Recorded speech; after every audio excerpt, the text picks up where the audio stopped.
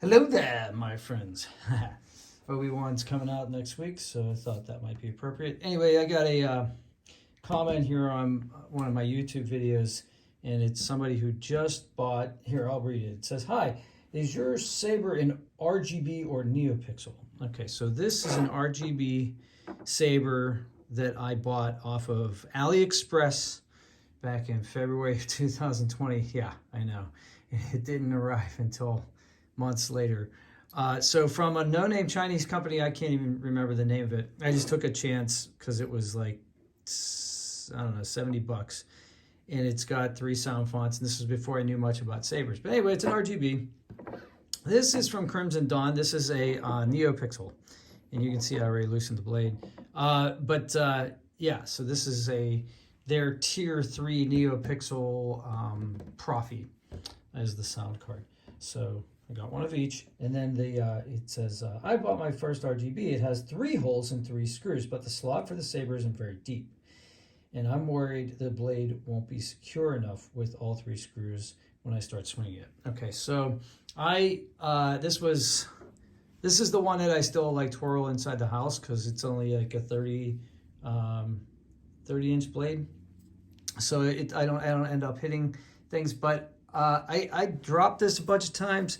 I have run into things. I've smacked things, smacked the wall, chairs, things like that. And this blade is the original blade 2 years later plus, and it's still in good shape. Now, it only has 2 screws, retaining screws, okay? But it holds them pretty firmly. Now, I loosened this up to demonstrate my next point. This one has 2 screws as well, but they're not on opposite ends of the blade. So there is a little wobble actually in my NeoPixel saber. All right, so the second question he has is, he said, would I be better off only using 1 screw and pushing the opposite end of the blade against the hilt? Well, that's pretty much what this does, okay? So like this is 2 screws here on one side of the blade, and then you put them in, and when you tighten it up, it still wobbles a little bit. So even though this saber is 3 to 4 times more expensive than this one with the screws on the opposite end is more secure. So if yours has 3 and they're in a triangular pattern, I'm going to say that that's going to hold that in place super secure. So you're not really going to have to worry. Now, do you want a little bit of play in your blade? You might. Here, let's keep going on with the questions though. It says, or would I be completely crazy to use long screws and drill small holes into the bottom of my blade so they act more like a peg? Thanks. All right, so I would not recommend, even though like this saber, these are pretty cheap blades, but with supply chain problems and everything, I don't even know if you're going to how many you're going to be able to get.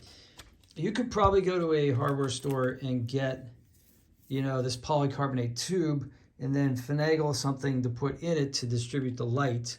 That's what this does. This diffracts the light. But all this is basically a polycarbonate tube. It's 3/4 of an inch in diameter.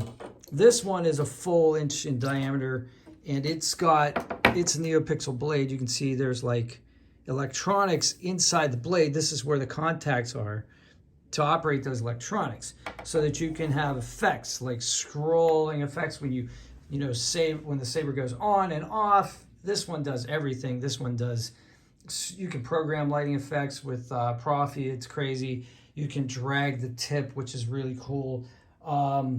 That's why this saber costs so much more, and this blade is not cheap. So if you want a replacement blade to duel with, I wouldn't recommend drilling a hole in either one of these, but if you're going to do it with a regular RGB blade, you're not going to have that much of an expense if you have a problem. But what I wanted to show you was that this is wear and tear from me just tightening the screws. So eventually what's going to happen is the blade is going to find its own seat, right? So once you start using it, you're going to probably, if you keep putting the blade in the same way, the retention screws are going to make their own indentation, and then it's going to naturally find, it's like getting a pair of socks, right? So they're going to naturally find the heel and the toe. If you remember those old timey socks that didn't have heels and toes. Anyway, yeah, when you stick this in here, it's going to kind of find its natural spot. And then if you were going to, if there's a lot of wear and tear and you end up cracking the end of the blade, like say for some reason the screw hole does come through because you just really give it a good whack, and it just cracks, you can turn the blade and you can use another part of the blade to screw that into, if you can hide it. Yeah, see, that goes in far enough that you can hide it. So I'm going to say no on the drilling of the holes, and I'm going to say, like, believe me, you're going to be fine. This thing has been in duels, this thing has been twirled, this thing has been dropped. This one has been dropped as well. I haven't dueled with it, but it's supposed to be a medium grade blade. I'm supposed to be able to, but I just I haven't. And like I said, this one, because of the screws being on one side and top bottom, they do get loose after a little bit of use.